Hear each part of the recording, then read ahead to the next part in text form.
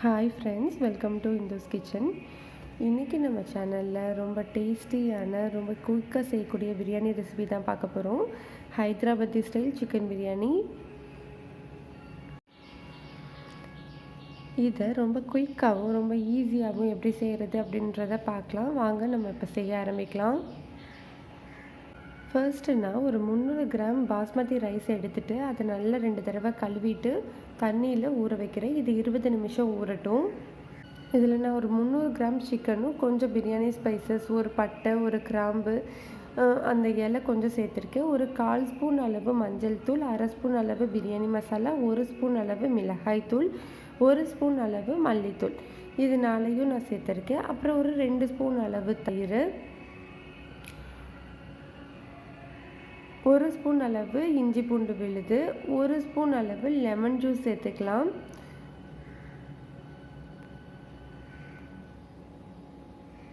ஒரு ஸ்பூன் அளவு எண்ணெய் சேர்த்துக்கலாம். இப்போ நம்ம தேவையான அளவு உப்பு இதில் சேர்த்துக்கலாம்.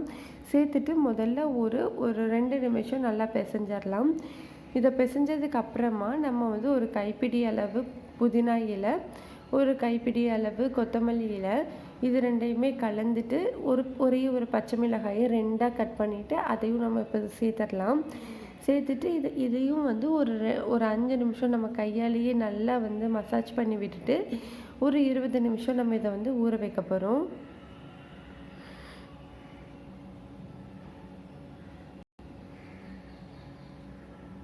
இது ஊறட்டும்.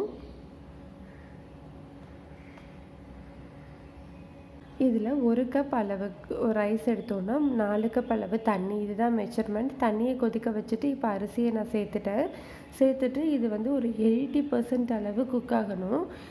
அதுக்கு இதுக்கு இடையிலேயே நம்ம பிரியாணி ஸ்பைசஸ்லாம் இதில் நம்ம கொஞ்சம் ஆட் பண்ணிக்கலாம், நல்லா ஃப்ளேவர் கொடுக்கறதுக்காக பிரியாணி. அப்போது தான் நம்மளுக்கு ரைஸ்லேயும் நல்லா ஃப்ளேவர் கொடுக்கும். கொஞ்சமாக நான் இதில் இப்போ உப்பு சேர்த்துட்டேன்.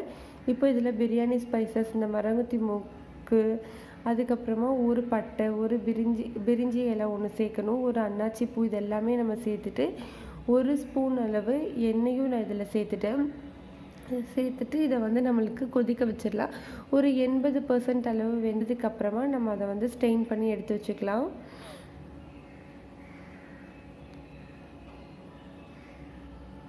பாருங்கள், இப்போ ஒரு 80% நல்லாவே குக் ஆகிடுச்சு. இதை நம்ம ஸ்டெயின் பண்ணி எடுத்துகிட்டு வந்துடலாம். இப்போ இதை நான் வடித்து வச்சுட்டேன். இதை தனியாக எடுத்து வச்சிடலாம்.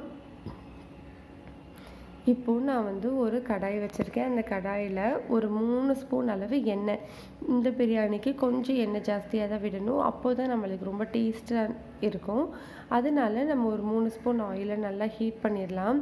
ஹீட் ஆனதுக்கப்புறமா ஒரு 2 பெரிய வெங்காயத்தை ரொம்ப நைஸாக அரிஞ்சு வச்சுருக்கேன். அதை இதில் சேர்த்துட்டு நல்லா கோல்டன் ஃப்ரை பண்ணி எடுத்துடலாம்.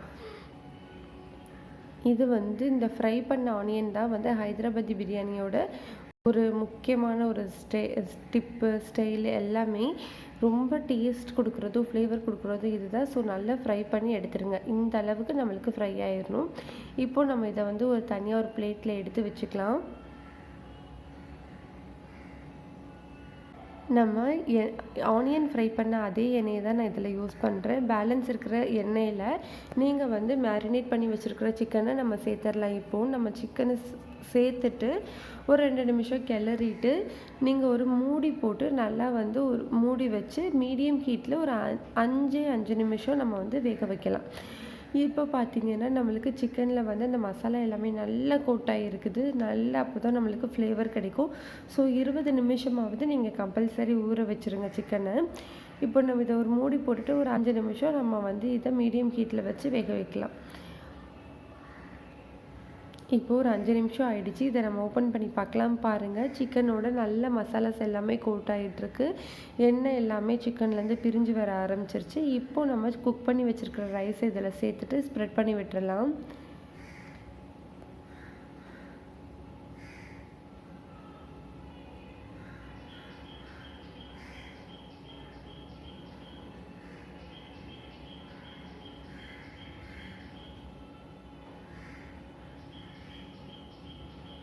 இப்போ இதில் நான் ஃப்ரை பண்ண ஆனியன்ஸ் எல்லாத்தையுமே ஸ்ப்ரெட் பண்ணியிருக்கேன்.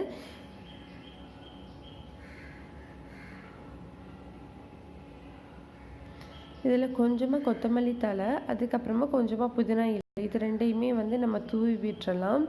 ஒரு 1/2 ஸ்பூன் அளவு பிரியாணி மசாலாவையும் நம்ம இதில் தூவிடலாம்.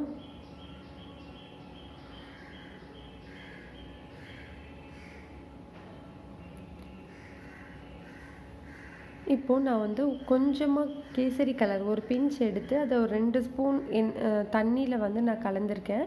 இதை வந்து நம்ம அப்படியே இதில் ஊற்றி விட்டுறலாம். இப்போ வந்து இதை ஒரு 2 ஸ்பூன் அளவு நெய் இதில் நம்ம இப்போ சேர்த்துடலாம்.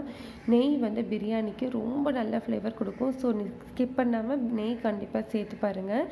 இதை வந்து மூடி வச்சுட்டு அடுப்பை சிம்மில் வச்சு ஒரு 15லேருந்து 20 நிமிஷம் நம்ம தம் போட போகிறோம். இப்போ பாருங்கள், நம்மளுக்கு ஒரு 15லேருந்து 20 நிமிஷம் ஆயிடுச்சு. தம் வந்து ரெடி ஆயிடுச்சு. தம் போட்டு முடிச்சாச்சு. இப்போ பாருங்கள், சூப்பரான biryani, Hyderabadi style chicken biryani ready ஆயிடுச்சு.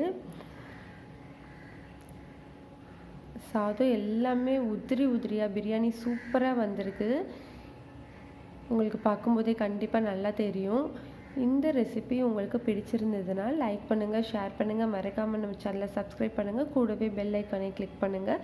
அப்போ தான் நம்ம